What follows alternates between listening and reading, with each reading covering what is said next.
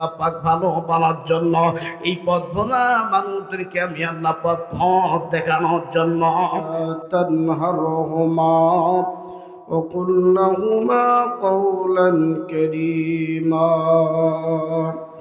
صدق الله العلي العظيم قال النبي صلى الله عليه وسلم الجنة تحت أقدام الأمهات أو كما قال عليه الصلاة والسلام একদিন এই দুনিয়া ছেড়ে যেতে হবে অন্ধকার কবরে। ভাই বোন আত্মীয় স্বজন বন্ধু বান্ধব কেউ যাবে না তোমার সঙ্গে। এমন ঘরে থাকবার মানুষ যে ঘরে নেই বিছানা, উপর দিকে চাইয়া দেখবার মানুষ কাঁচা বাঁশের সওয়ানা। কে দিল রে সূর্যের মাঝে এত সুন্দর আলো, কে দিল রে দিনের শেষে অন্ধকারী কালো, কে দিল রে ডাবের ভিতর মিষ্টি মিষ্টি পানি, যে দিয়েছে তারি মোরা রবি হিসেবে জানি। কে দিল রে চিকন ডালে বড় বড় কদু, কে দিল রে মৌয়ের চোখে মিষ্টি মিষ্টি মধু, কে দিল রে মাঠের ভিতর নানান জাতের ধান, যে দিয়েছে তারি হলো বিশাল জমিন ও আসমান। দে মুঝে ইশকে মোহাম্মদ ও মোহাম্মদ মেগিন ও মোহাম্মদ হি মোহাম্মদ বিরদ মেরা রাত দিন। জবান খুলে কালেমা পড়ে লা ইলাহা আরো জোরে লা ইলাহা ইল্লাল্লাহ, লা ইলাহা লা ইলাহা ইল্লাল্লাহ মুহাম্মাদুর রাসূলুল্লাহ। জোরে বলুন সাল্লাল্লাহু আলাইহি ওয়াসাল্লাম। মন আমার কাঁদে রে, মন আমার চায় রে যেতে সোনার মদিনা। মারহাবা বলেন। জীবনে একটিবার হলেও যারা মক্কা মদিনা যেতে চান হাত তুলে আল্লাহকে দেখান, আল্লাহ কবুল করুক। জোরে বলেন আমিন। আমরা সবাই জীবনের শেষবার একবার হলেও মক্কা মদিনা যেতে চাই, কথা বলেন ঠিক কিনা? আল্লাহ কবুল করুক। জোরে বলেন আমিন। মন আমার কাঁদে রে, মন আমার চায় রে যেতে সোনার মদিনা। মদিনারি রওজার ধুলি আমি চোখে লাগাবো সুরমা বনি। মদিনারি রওজার ধুলি আমি চোখে লাগাবো সুরমা বনি। দেব আর বলবো, দেব আর গাইব রাসূল আমার সাল্লু আলা। মন আমার কাঁদে রে, মন আমার চায় রে যেতে সোনার মদিনা। মারহাবা বলেন। আলহামদুলিল্লাহ। আজকের এই সুন্দরী পাড়া যুব সমাজের উদ্যোগে 15তম ওয়াজ ও দোয়ার মাহফিল। আজকের মাহফিলের সম্মানিত অনারেবল সভাপতি হযরত মাওলানা আব্দুল হাই, আল্লাহ পাক ওনাকে কবুল করুক। জোরে বলুন আমিন। আজকের মাহফিলের প্রধান অতিথি আলহাজ এজেড এম রেজওয়ানুল হক, আল্লাহ পাক তাকে ইসলামের জন্য কবুল করুক। সকলে বলুন আমিন। আজকের মাহফিলে বিশেষ অতিথি, আমন্ত্রিত অতিথিবৃন্দ মহোদয়, যাদেরকে দাওয়াত করা হয়েছে, যারা আসতে পেরেছেন এবং যারা আসতে পারেন নাই, আল্লাহ পাক সবাইকে ইসলামের জন্য কবুল করুক। জোরে বলুন আমিন। আমার সামনে উপবিষ্ট মুরব্বী তুল্য মুরবি বাবজান, যুবক তুল্য যুবক ভাইজান, এবং বিভিন্ন জায়গা থেকে ছুটে আসা আমার প্রাণপ্রিয় কলিজার টুকরা পিতলা ঘুঘু যুবক ভাইরা, বিভিন্ন মসজিদ থেকে আগত আইম্মায়ে মাসাজিদ, খুতবায়ে মাসাজিদ, হুফাজ ইজম, মুদাররিসিন ইকরাম, অনেক ওলামা হযরতরা এসেছেন, যাদের এলেমের কাছে, দক্ষতার কাছে, জ্ঞানের কাছে, বুদ্ধির কাছে, শিক্ষা যোগ্যতার কাছে আমার তেমন কোনো যোগ্যতা নাই। আমি মনে করছি তাদের ছাত্র হতে পারলে নিজেকে অনেক অনেক ধন্য মনে করতাম। সেই সকল ওলামা হযরত সহ পদ্মার আড়ালের সম্মানিতা মা ও বোনেরা যারা আসছেন, বসেছেন, আসেন যে আল্লাহ পাক আমাদের সবাইকে দয়া করে, মায়া করে, মোহাব্বত করে, ভালোবেসে এই জান্নাতের বাগানে আল্লাহ পাক আসার বসার তৌফিক দান করলেন। এই জন্য আমরা কণ্ঠ ছেড়ে দিয়ে প্রশস্ত আওয়াজে আল্লাহ পাকের আলিশান দরবারে লক্ষ কোটি শুকুর, সুজুদ, তাসকিন করে নিচ্ছি। বলুন না আলহামদুলিল্লাহ। আরেকবার জোরে বলুন না আলহামদুলিল্লাহ।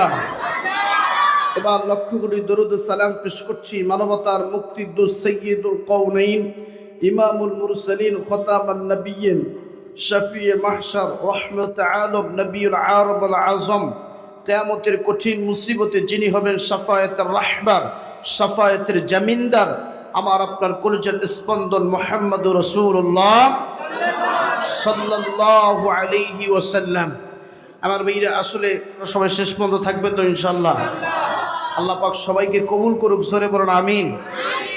আমি জানতে চাচ্ছি, এই জান্নাতের বাগানে, অর্থাৎ এই মসজিদের ভিতরে, এটাও একটি জান্নাতের বাগান। এই জান্নাতের বাগানে আসতে পেরে, বসতে পেরে সবাই খুশি নাকি বেজার? যদি আর একবার খুশি থাকেন তাইলে মুখে হাসি নিয়ে আরেকবার শুকর আদায় করছি আলহামদুলিল্লাহ।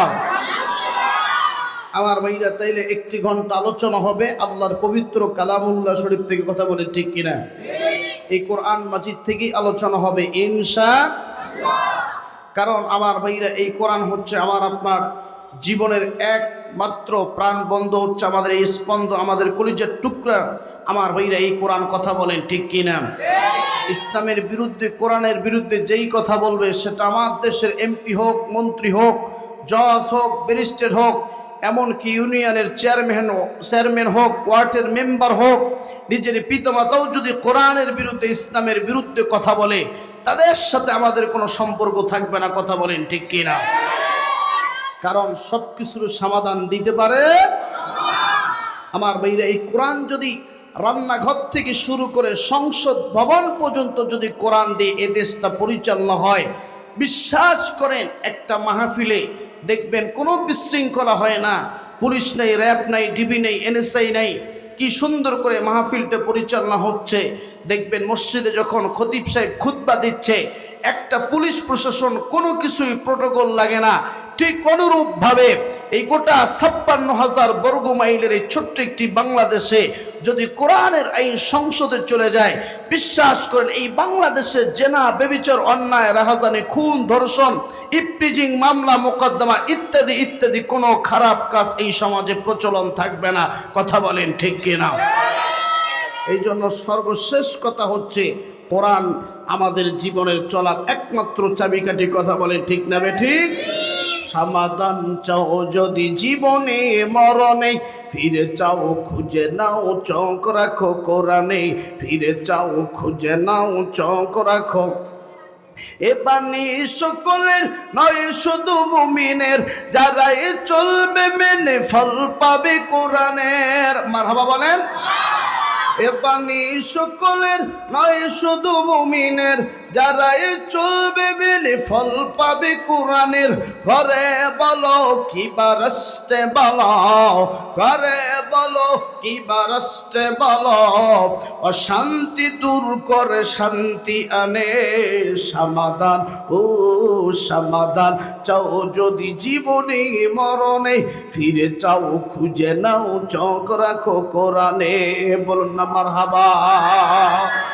বাস আমার আল্লাহ পাক বলেন, বিসমিল্লাহির রহমানির রহিম, ওয়া ক্বাদা ربك ألا تعبدوا إلا إياه وبالوالدين إحسانا إما يبلغن عندك الكبر أحدهما أو كلاهما فلا تقل لهما أف ولا تنهرهما وقل لهما قولا كريما জোরে জোরে বলুন না আল্লাহু আকবার।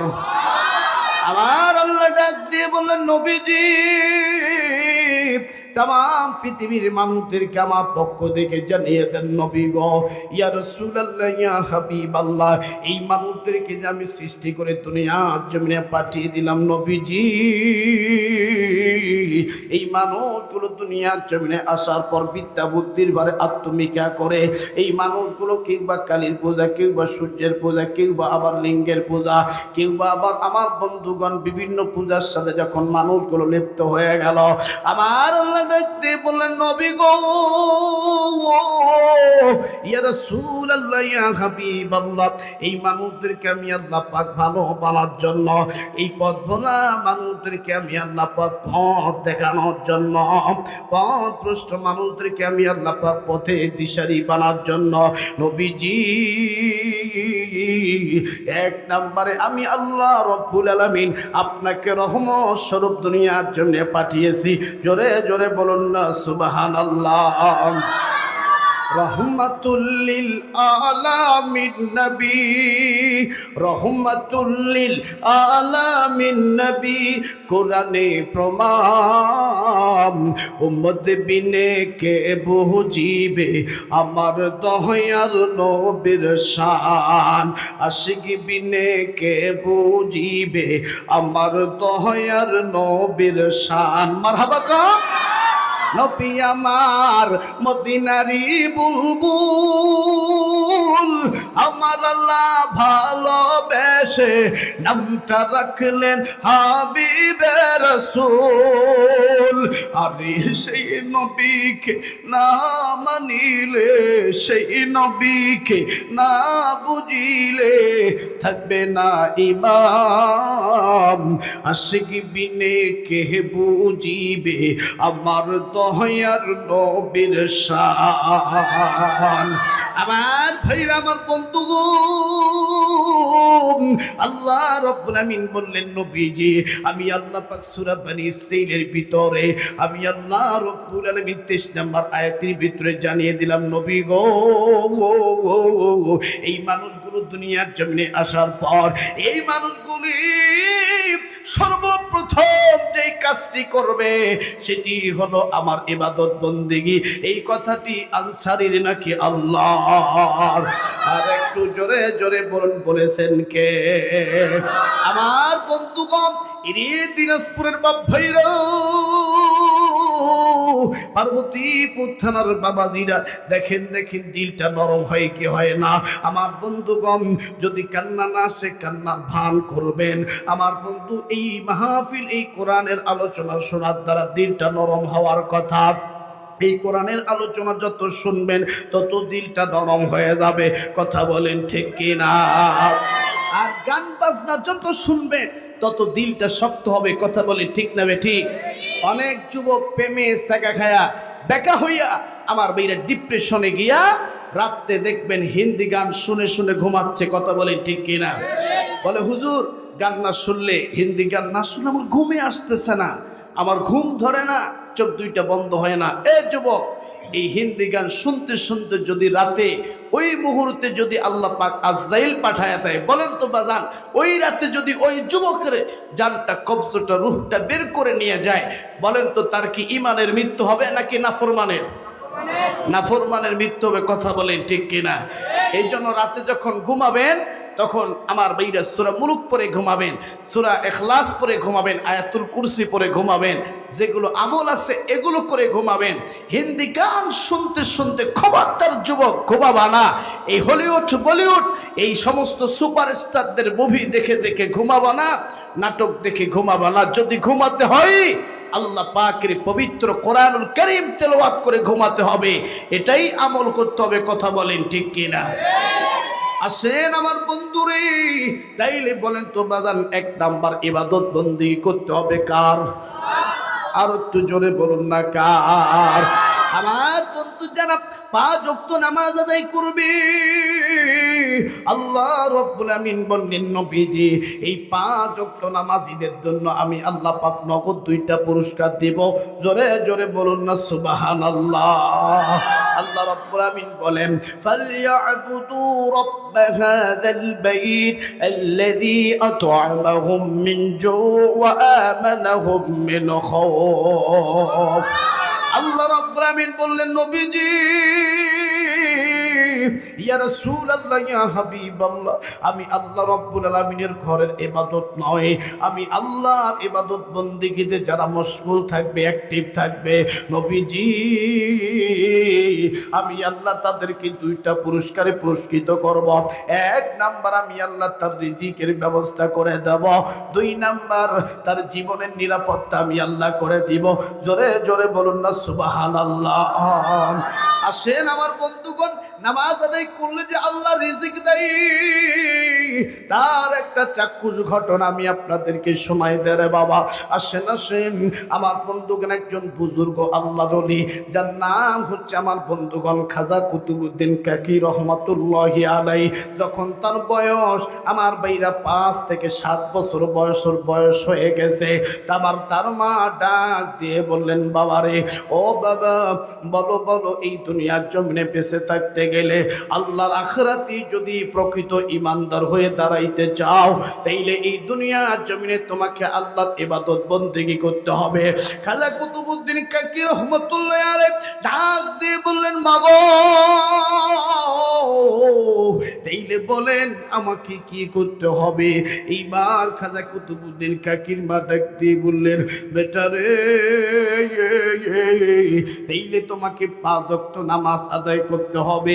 এই 5 ওয়াক্ত নামাজ যদি পড়ো, আল্লাহ রাব্বুল আলামিন তোমার পেটের ক্ষুধা নিবারণ করে দিবে।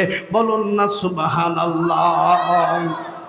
ওই সময়ের মারা বাচ্চাদেরকে 5-6 বছর বাচ্চাদেরকে নামাজের কথা বলেছে, নামাজের দিকে তাদের মন মানসিকতা নামাজের দিকে নিয়ে গেছে। আর বর্তমান যুগের আজকে দেখবেন 5 থেকে 6 বছর, 7 বছর, 8 বছর বাচ্চাদেরকে দেখবেন আমার বন্ধুগণ ছোট ছোট বড় বড় ফোন তুলে দিয়েছে। এই ফোনের মাধ্যমে এরা ফ্রি ফায়ার খেলতেছে, বিভিন্ন কার্টুন ভিডিও ফুটেজ দেখে তাদেরকে খানা খাওয়াইতে হয়। কথা বলেন ঠিক কিনা? কিন্তু ওই সময়ের মাদের টার্গেট ছিল বাচ্চাদেরকে নামাজের শিক্ষা দেওয়া, কোরআনের শিক্ষা দেওয়া, ইসলামের শিক্ষা দেওয়া। কথা বলেন ঠিক না বেঠি? এখন মা চিন্তা করতেছে আমার বেটাকে যদি আমি বলি বেটা নামাজ পড়ো, তাইলে বেটা কিন্তু পড়বে না। এই জন্য মা ডাক দিয়ে কয় বেটা রে, যদি নামাজ পড়ো তাইলে আল্লাহ তোমাকে ডাইরেক্ট খাবার দিবে। আল্লাহু আকবার কও। খাজা কুতুবউদ্দিন কাকি ডাক দিয়ে বললেন মা গো, আমি নামাজ পড়লে আমার পেটের ক্ষুধা কি নিবৃত হবে? ডাক দিয়ে বললেন বেটারে, যদি নামাজে দাঁড়ায় যাও আল্লাহ তোমার রিজিকের ব্যবস্থা করে দিবে। এইবার খাজা কুতুবউদ্দিন ডাক দিয়ে বললেন মা গো, আমি তো উযু বানাইতে পারি না, আমি তো উযু জানি না। মা ডাক দিয়ে বললেন বেটা, এমনি এমনি উযু করলে তোমার উযু হয়ে যাবে। মা প্র্যাকটিক্যাল উযুটা দেখাই দিলেন। এবার খাজা কুতুবউদ্দিন উযু বানানোর জন্য উযুখানায় চলে গেল। আমার বাইরে সুন্দর করে যখন উযু বানাইতে গেছে, মা কি করলেন, বেটা যেহেতু নামাজ আজ থেকে ধরবে, এই বেটা যদি নামাজ শেষ করে খাবার না পায় তাইলে তো আমার কথা বিশ্বাস করবে না, আর 5 ওয়াক্ত নামাজ পড়তে চাইবে না। এইবার খাজা কুতুবউদ্দিনের মা রান্নাঘরে ঢুকে আটা বের করে, ময়দা বের করে, এই ময়দা আর আটা দিয়া আমার বন্ধু তরিদ করিতে খুব তাড়াতাড়ি কয়েকটা রুটি বানাইলেন। রুটি বানানোর পর মা দৌড়ে এসে যায় নামাজের নিচে রুটি কয়েকটা রেখে দিলেন। এইবার খাজা কুতুবউদ্দিন কাকি রহমতুল্লাহি আলাইহি বাবাজি সুন্দর করে উযু কমপ্লিট করে, উযু শেষ করিয়া আবার যখন সুন্দর করে এসে আমার বন্ধু যায় নামাজের জন্য দাঁড়ায় গেছে। নামাজ যখন পড়া শুরু করলো, নামাজ পড়তে পড়তে সালাম ফিরিয়া ডাক দিয়ে কয় মা গো, আমার নামাজ শেষ হয়েছে, এখন আমি খাবার কই পাবো?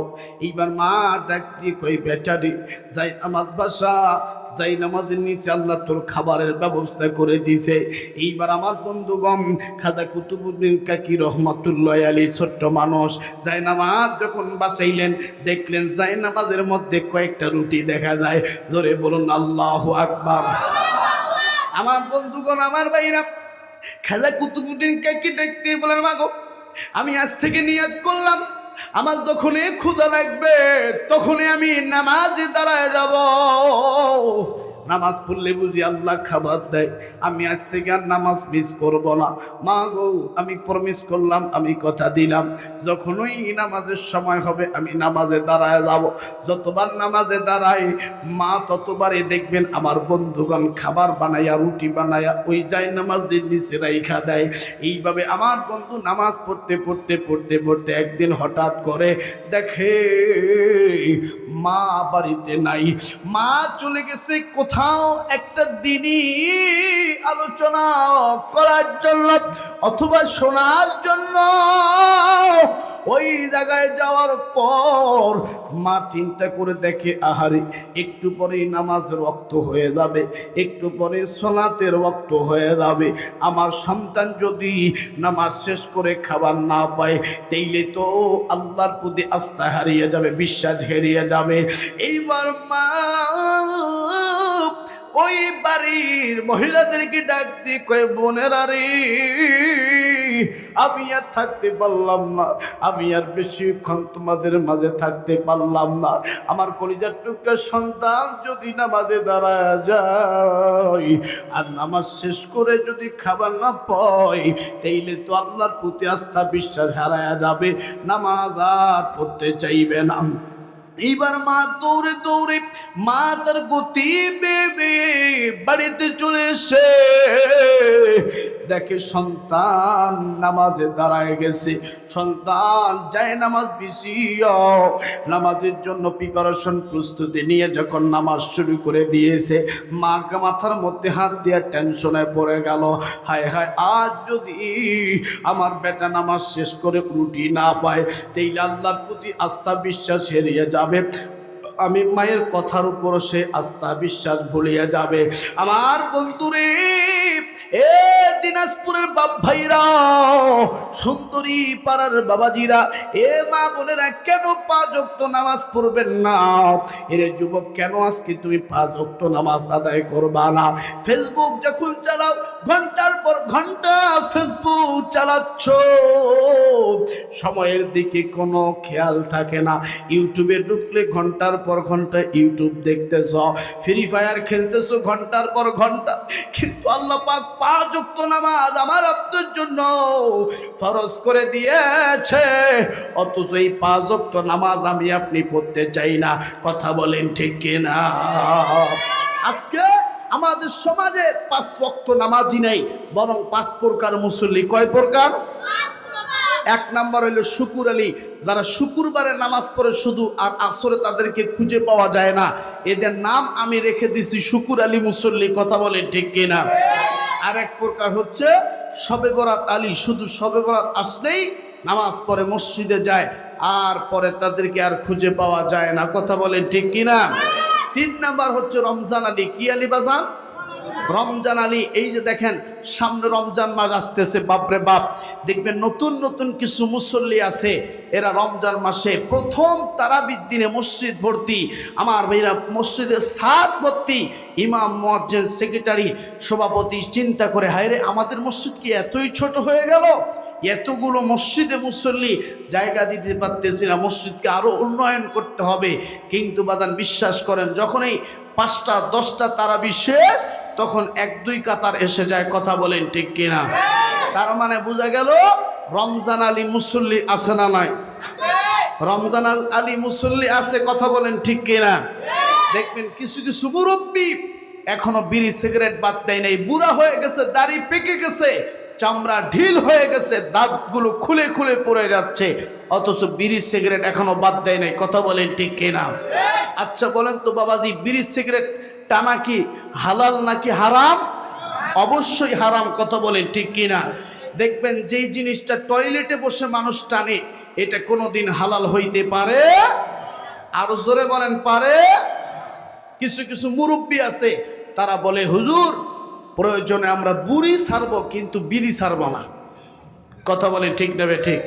এই যে রমজান মাস আসতেছে, দেখবেন তারাবি শেষ অর্থাৎ ইফতারি যখন শেষ হয়ে যাবে, মাগরিবের সালাত আদায় করে কিছু কিছু বিড়ি মুরব্বী দেখবেন এরা কাজা তুলতেছে বিড়ি টেনে, মানে 1 ঘন্টার ভিতরে 5-7টা বিড়ি শেষ, আর বলে হায় রে সারাদিন চলে গেল, একটা বিড়ি টানতে পারলাম না। আর যাই হোক না কেন, আমি না খেয়ে থাকবো, পানি খাবো না, ভাত খাবো না, বিড়ি তো শুকনো জিনিস, এটা যদি আল্লাহ জায়েজ করতো কতই না ভালো হইতো। কথা বলেন ঠিক না বে ঠিক? আরো জোরে বলেন। এই জন্য বিড়িটারা যাবে। অনেক লোক বিড়ি টেনে ধোয়া ছেড়ে দিচ্ছে যে কয়তালা গেল। কথা বলেন ঠিক কিনা? আরো জোরে বলেন ঠিক না বে ঠিক? এ মুসলমান বাপ ভাইরা, হিন্দুরা যখন মারা যায় দেখবেন তাদের এই লাশটাকে রেখে ঘুরে ঘুরে এদের মুখে আগুন লাগায়া দেয়। আমরা মুসলমান ঘরের সন্তান, আমরা মুসলিম দাবি করি, I am proud of Muslim, আমরা মুসলমান, আমাদের জন্য কখনোই মুখে আগুন এটা মুসলিমদের জন্য শোভনীয় এক কথা, ভদ্রতা নয়। কথা বলেন ঠিক কিনা? আরো জোরে বলেন। আজকের এই ময়দানে, আজকের এই জান্নাতের বাগানে তওবা করবেন, আর কোনোদিন সিগারেট টানবেন? আরো জোরে বলেন টানবেন? আমার বন্ধুগণ, আমার ভাইরা, আর কোনোদিন সিগারেট টানবেন না। অনেক মানুষ দেখবেন আমার বন্ধুগণ সিগারেট টেনে টেনে ঠোঁট দুইটা কালো করে ফেলেছে। এরে যুবক বন্ধু, তুমি আমার বন্ধু, আমি তোমার বন্ধু, তুমি আমার ভাই, আমিও তোমার ভাই। এরে যুবক খবরদার, গাঞ্জা খাবা না, হিরোইন খাবা না, ফেন্সিডিল, ইয়াবা ইত্যাদি নেশার সাথে নিজেকে নিয়োজিত করবা না। যুবক রে, এই বিড়ি সিগারেট গাঞ্জা হিরোইন ফেন্সিডিল যদি খাও, বিশ্বাস করো আল্লাহর সাথে তোমার কোনো সম্পর্ক থাকবে না। কথা বলেন ঠিক কিনা? আসেন বন্ধুরে আমার, বাবাজিরা, খাজা কুতুবউদ্দিন কে জানে রে? তার মা যখন ছোট্টবেলায় তাকে মসজিদ মাদ্রাসাতে নিয়ে গেছে, হুজুরকে ডাক দেখে, হুজুর আমার এই ছোট্ট বাচ্চাটাকে আপনি একটু কোরআন শিক্ষা দেন। এই 5-6 বছরের একটা বাচ্চাকে আপনি কোরআন শিক্ষা দেন। এইবার হুজুর ডাক দেখো, বেটা তাইলে পড়ো বিসমিল্লাহির রহমানির রহিম, আলিফ লাম মিম, যালিকাল কিতাবু লা রাইবা ফীহি হুদাল লিল মুত্তাকিন। কোরআন তেলাওয়াত ভালো লাগে না খারাপ লাগে? একবার বিশ্ব কনফারেন্স হয়েছিল। এই কনফারেন্সে আমার ভাইরা বিভিন্ন ধর্মের নেতারা, গুরুরা, লিডাররা সেখানে ছিলেন, ধর্মীয় চিফস লিডাররা সেখানে ছিলেন। তাদেরকে আমার বন্ধুগণ ওই বিশ্ব সেমিনারে তাদেরকে সময় দেওয়া হয়েছিল কনফারেন্সে। যিনি লেখার দায়িত্বে ছিলেন, যিনি স্পিকার ছিলেন, তিনি বলেছিলেন সমস্ত ধর্মীয় নেতাদেরকে আমি 5 মিনিট করে সময় দিলাম, তারা যেন তাদের কিতাব থেকে পড়ে। খ্রিস্টানরা তাদের কিতাব থেকে পড়লেন, হিন্দুরা তাদের ধর্মীয় কিতাব থেকে পড়লেন। এবার মুসলমানদেরকে ডেকে বললেন, ওই মুসলমানরা, তোমাদেরও 5 মিনিট সময় দেওয়া হলো। এবার মুসলিমরা চিন্তা করলেন আমাদের মধ্যে কাকে দিয়ে কোরআন তেলাওয়াত দেওয়া যায়। তখন আমার ভাইরা কারি আব্দুল বাসিত খানকে নিয়ে আসা হলো। তিনি বসছেন, বসে একটু প্রিপারেশন নিলেন, নেওয়ার পরে এরকম করে ঢুলতেছে, আল্লাহু আকবার কোন। যিনি বিশ্ব কনফারেন্সের যিনি দায়িত্বে আছেন, তিনি এই হুজুরকে কি এখনো তেলাওয়াত শুরু করে না, শুধু ঢুলতেছে। 2 মিনিট তো সারা 3 মিনিট কি কইব? কথা বলেন ঠিক কিনা? যখন আমার ভাইরা মোটামুটি 2.5 মিনিট 3 মিনিট চলে গেছে, 4 থেকে 2 মিনিট, তখন আব্দুল বাসিত খান সেই বিশ্ব কনফারেন্সের তেলাওয়াত শুরু করে দিন। বিসমিল্লাহির রহমানির রহিম,